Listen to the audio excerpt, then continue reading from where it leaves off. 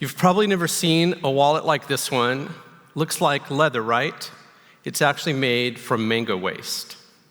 You've probably never heard of the company, though you've been here hearing about companies that make concrete from bacteria, or companies that turn waste into usable products. These companies are all signs of a transformation that's happening today. The world is being grown with biology. It's happening invisibly, it's happening quietly, it's happening right now. We just don't see it because we're biology, and biology is all around us. But since we don't see it, we take it for granted, and we continue to do things like this, where we're destroying ecosystems that give us clean air, clean water, and keep the planet alive. Without realizing it, we're also destroying the ecosystems that hold the tools that will shape our future. We keep designing cities that consume, waste, and pollute instead of cities that heal us and heal the planet. But once you start looking at the world through the lens of biology, you can't unsee it. And today I hope to show you that. When I walk my Brooklyn neighborhood, I'm not just looking at the sidewalk and the buildings, I'm looking at living systems. I'm looking at the trees, the plants, and weirdly, I'm also looking for what's growing in the sidewalk cracks. Sometimes it's this beautiful grass. It's called purslane, and it's hardy enough for the Brooklyn sidewalks, but also nutritious enough for you to eat. Just don't eat it without washing it, because those Brooklyn dogs pee on everything. The city is alive, metabolizing, breathing, and evolving. When most people think about cities, what they think is too crowded, too many people, dirty, garbage. They see broken systems.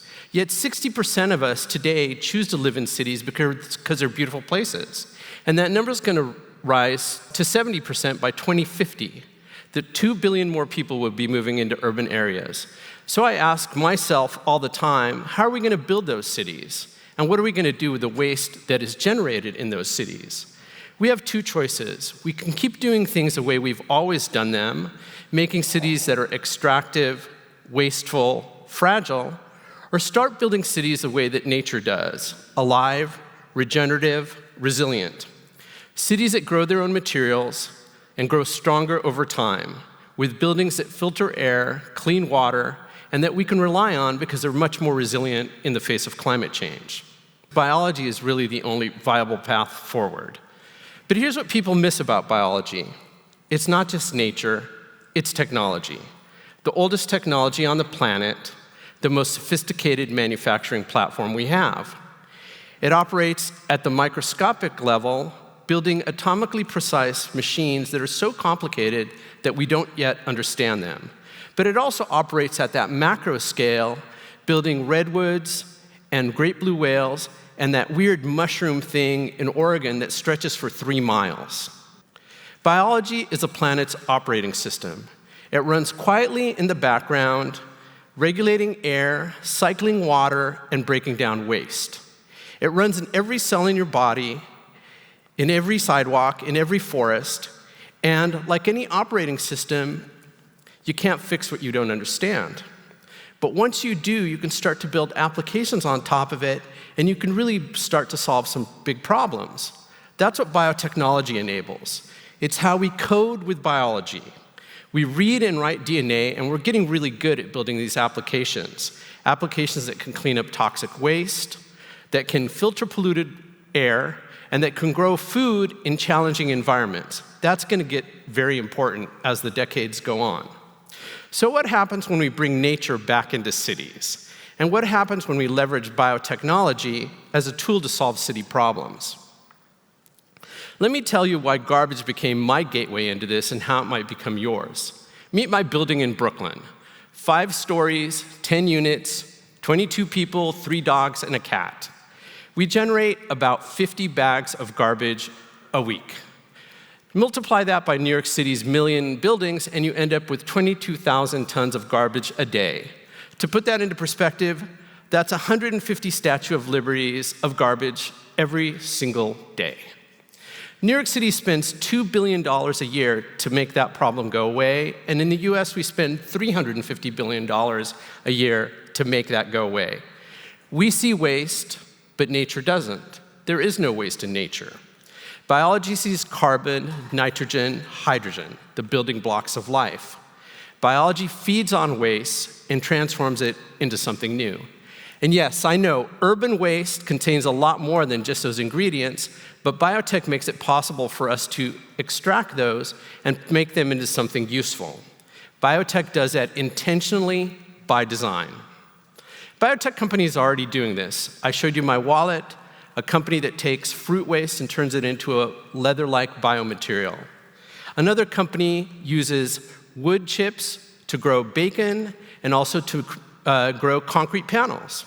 And another company takes methane from sewage systems and turns it into a biodegradable plastic, creating a new revenue stream for cities. So waste can also become value. I've also worked with companies, and you've seen companies here today that are doing things like brewing plastics or brewing replacements for the plastics that are used in cosmetics products, and also extracting rare earth metals from mine tailings and urban waste. And others are using biotech in many ways that are transforming waste into value. I know that seems like the world's weirdest investment portfolio: fashion, personal care and beauty, mining, biotech. But the range is the point. It's not about garbage, it's not about waste. It's about learning that nature doesn't produce any waste and applying biotechnology to transform that waste into value. That means creating materials that reduce our dependence on animal agriculture, on petroleum-based products, and that our forests grow and our oceans thrive and bring nature back. So if this is real, why isn't it everywhere? I've been in rooms with investors that have billions of dollars in their portfolios, and to them, biotech is pharmaceuticals. It makes sense, that's a $1 trillion market. But the biomaterials market is a $500 billion market as well. And personal care and beauty is a $600 billion market that is being transformed by biotech. Where do you think you make an impact faster? It's not in pharma, where it takes 15 to 20 years to bring a product to market.